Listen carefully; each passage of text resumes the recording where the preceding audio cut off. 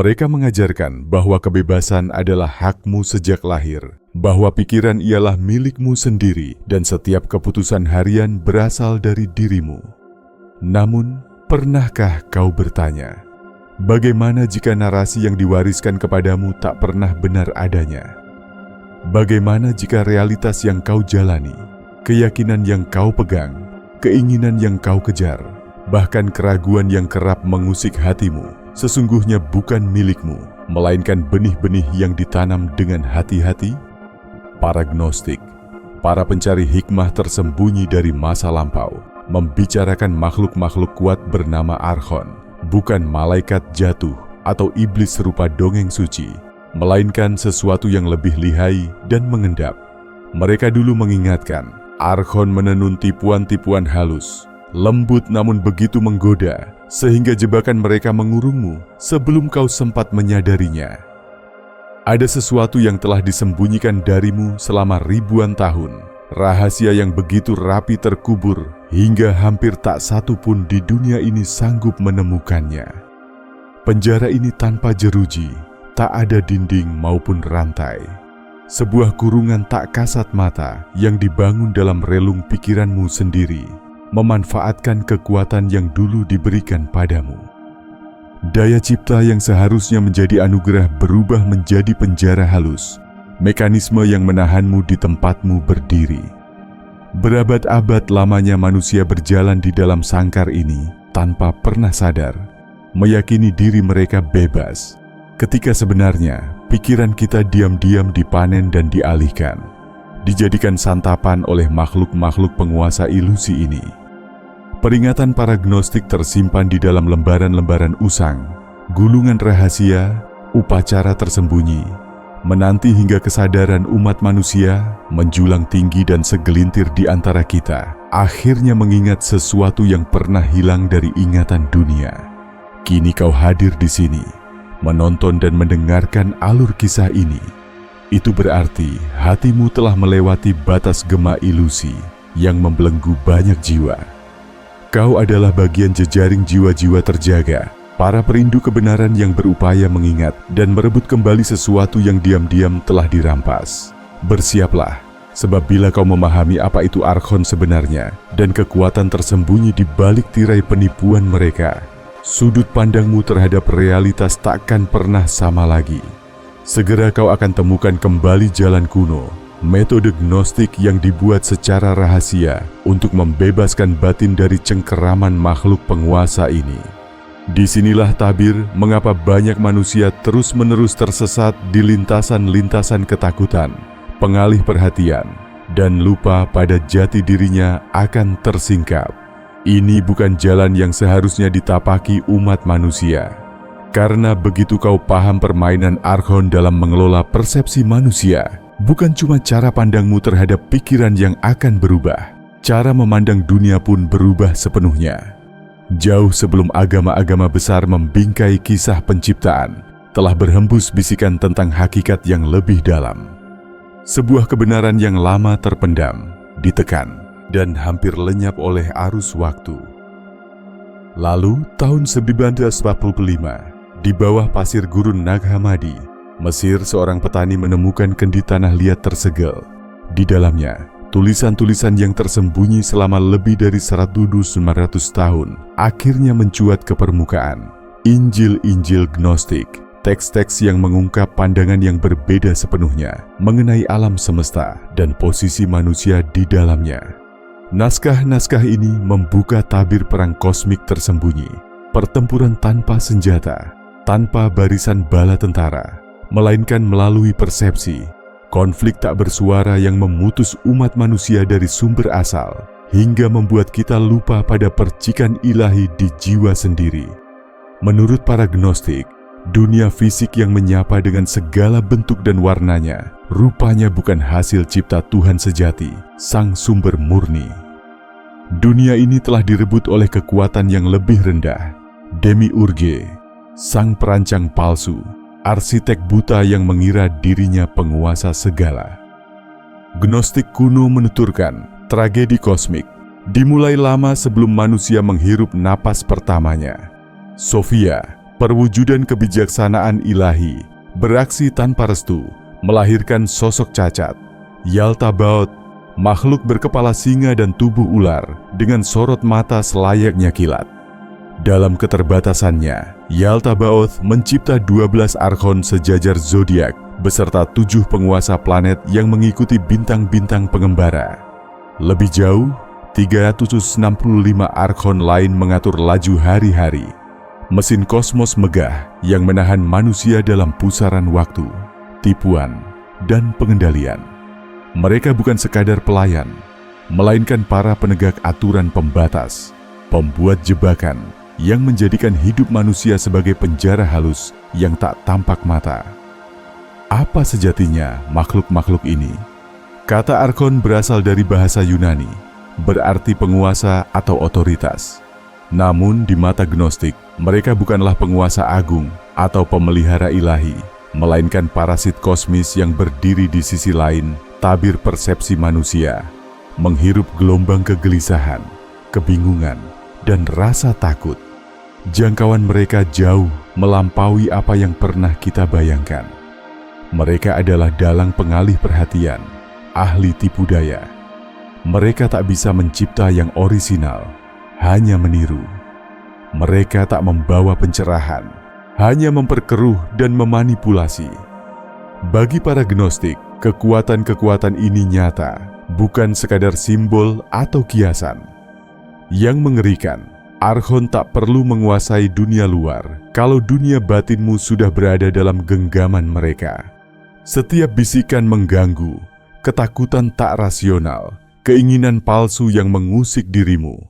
Bagaimana jika sebagian di antara itu bukan benar-benar milikmu? Ilmu ini dulu dianggap berbahaya, bahkan sebagai bid'ah oleh pemegang doktrin resmi. Banyak karya dibakar, guru-guru dibungkam. Namun, serpihan ajaran terselip, terlindung oleh berabad-abad dogma keagamaan dan adat. Kenapa? Karena dengan memahami archon, kita mulai merasakan bagaimana realitas dimiringkan. Kita menyadari hal-hal yang dianggap normal, kejar status tiada akhir, sistem yang mengurung kita dalam rutinitas, keterpecahan, mungkin hanyalah program buatan. Keyakinan Gnostik, di kedalaman setiap insan bergetar percikan suci, sepotong sumber ilahi yang tak tersentuh archon. Namun bila kita dapat dibuat tertidur, terus-menerus terpukau oleh wujud-wujud semu, apabila mereka sanggup membuatmu lupa jati dirimu, meyakinkanmu bahwa semua pikiran adalah milikmu, mereka tak lagi butuh rantai nyata. Penjara berubah menjadi pikiran itu sendiri. Dari sinilah alasan mengapa para Gnostik menyembunyikan pengetahuan ini sekian lama. Bukan untuk mengendalikan, melainkan membebaskan. Mereka paham, jika cukup banyak jiwa telah mengingat siapa mereka, segalanya akan berubah. Apabila pemikiran Gnostik benar, archon tak menundukkan manusia memakai kekuatan kasar. Mereka tak butuh senjata atau prajurit. Mereka menjajah lewat benak. Dan inilah kenyataan pahit itu. Penjara yang tak terlihat membuat para tahanannya nyaris tak sadar mereka sedang terkurung. Ribuan tahun lalu archon memahami tabiat batin manusia, hal yang kini baru mulai diintip sains saraf modern. Persepsimu membentuk realitasmu. Ubah jendela, ubah pula seluruh alam pandang. Lantas bagaimana mereka membengkokkan kaca mata batin itu? Bagaimana mereka menyusupi kesadaran tanpa kau sadari? Gnostik mengibaratkan ini sebagai gangguan psikis, getaran yang melengkungkan lapisan kedirian. Bayangkan dirimu berdiri di sebuah perpustakaan sunyi, lalu tiba-tiba ada bisikan samar mengalun di telingamu. Kau pikir itu lintasan pikiranmu, padahal bukan. Itulah cara archon bekerja. Mereka meniru suara hati. Satu saat kau merasa tenang, sekejap kemudian badai keraguan menerpa. Kau takkan mampu, tidak pantas, untuk apa berusaha? Benarkah lintasan itu tumbuh dari hatimu sendiri, atau disisipkan tak kasat mata?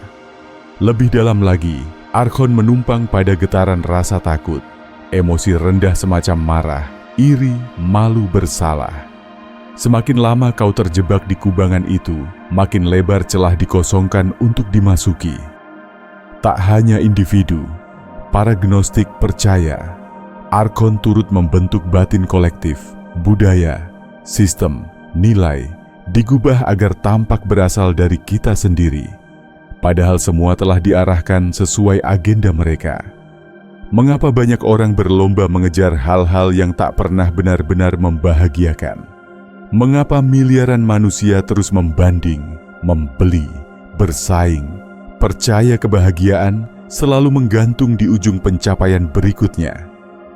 Apakah lapar itu murni alami atau hasil rekayasa bawah sadar? Archon telah lama tahu kunci menaklukkan spesies, buat mereka sibuk tanpa ujung, sibuk oleh kebisingan tiada jeda, konflik buatan, keinginan semu yang dicipta dan tak pernah benar-benar memuaskan. Ketika atensi manusia terpecah, terombang-ambing ke hal berikutnya, disibukkan, dibelah, dan dijejalkan stimulasi tiada henti. Disitulah manusia menjadi mudah diarahkan, mudah dijadikan santapan. Karena itulah, Archon disebut parasit energi oleh para gnostik. Mereka tak sekadar mengacaukan pikiran, tapi menghirup getaran emosimu. Saat kau terhanyut dalam rasa takut, marah, malu, atau rendah diri, kau tengah memancarkan frekuensi persis yang mereka perlukan. Dan inilah perangkap di dalam perangkap. Mereka ingin kau bertempur melawan bayang-bayang, namun tak pernah sekalipun menguji keberadaan penjara itu sendiri. Mereka ingin kau terpaku pada pertikaian politik, identitas, kepemilikan, warna kulit, apapun yang membuatmu lupa menoleh ke dalam dan mengenal jati dirimu. Sebab begitu ingatan itu pulih, pola ini mulai runtuh. Kesadaranmu adalah pintu yang tak mampu mereka sentuh. Percikan ilahimu, seberapapun kecilnya, tak pernah mampu mereka renggut. Tapi bila mereka sanggup membujukmu bahwa ia tak ada, maka seluruh potensimu akan sia-sia. Inilah alasan mengapa Archon tak hanya menyerang pikiranmu, tapi juga merusak citra dirimu sendiri, hingga kau terus-menerus ragu, membandingkan, berlomba, tenggelam dalam layar dan pencarian luar.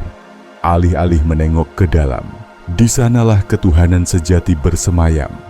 Para gnostik percaya, pada momen umat manusia benar-benar sadar siapa dirinya, sihir Archon bakal luruh. Dan inilah ketakutan terbesar para penguasa tirani itu. Tetapi, mengetahui trik mereka hanyalah pijakan awal. Bagaimana kau melepaskan dirimu? Bagaimana kau mengambil kembali pikiran, energi, dan kedaulatanmu?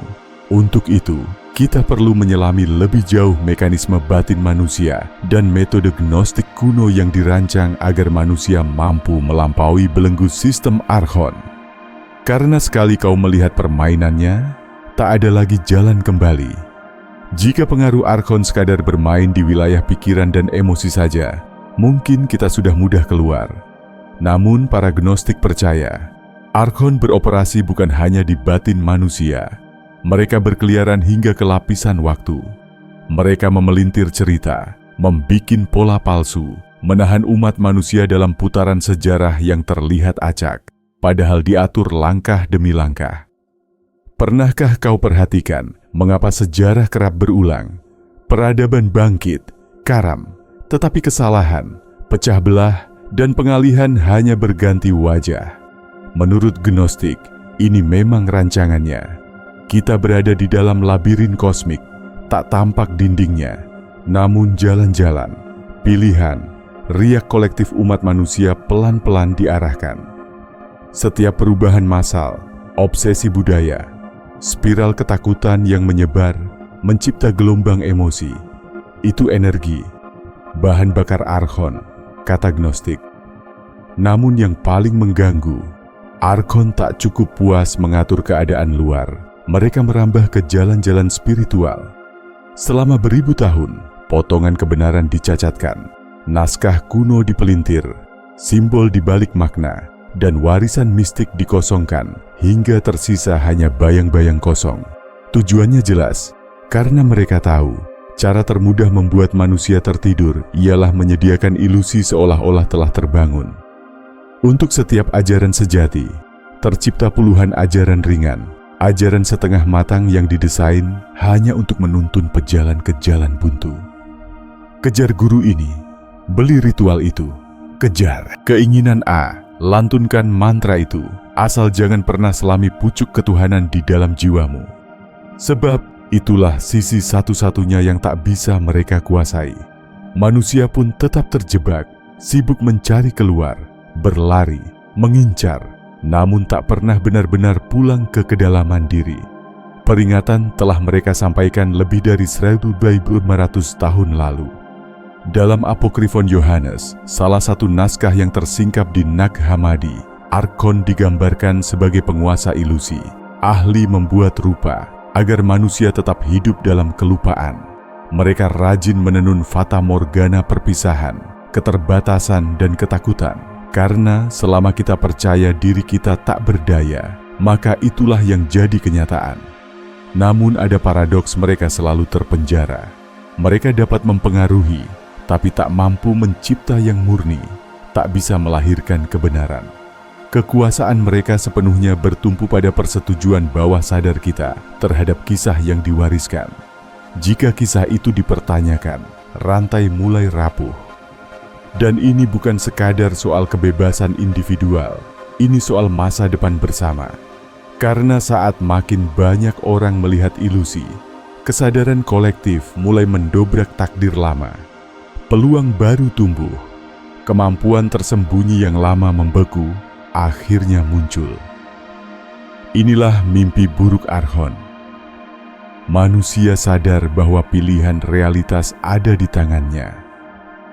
Maka mereka menambah kebisingan, konflik, gangguan tanpa henti, agar kita sibuk berkelahi dalam medan yang tak penting. Sebab makin terang cahaya kesadaran di bumi, makin gigih pula perlawanan mereka untuk tetap berkuasa. Jauh di dasar hatimu, kau pasti selalu tahu ada sesuatu yang lain. Alasan mengapa kau tak pernah benar-benar cocok dengan kisah yang diwariskan dunia. Dorongan misterius yang berbisik, ada yang keliru di sini. Itulah isyarat aslimu. Namun, mengetahui adanya permainan tak pernah cukup. Kau mesti pahami cara melangkah keluar dari papan catur ini. Para gnostik telah meninggalkan peta, metode kuno untuk merebut kembali pikiran, menjaga energi, dan menyambung ulang benang diri dengan sumber yang tak mampu disentuh Arkhon. Setelah mempelajarinya, segalanya berubah. Melihat perangkap adalah awal. Untuk membebaskan diri dari cengkeraman Arkhon, gnostik mengajarkan, ingat kembali siapa dirimu. Tarik energi dari ilusi yang menina bobokanmu. Ini bukan perihal melawan, melainkan melihat apa adanya. Sebab, sekali kau menyadari jeruji penjara tak terlihat itu, ia mulai melemah. Kekuatan utama Arkhon ialah lumur sembunyi. Bisikan mereka terdengar seperti suara benakmu sendiri.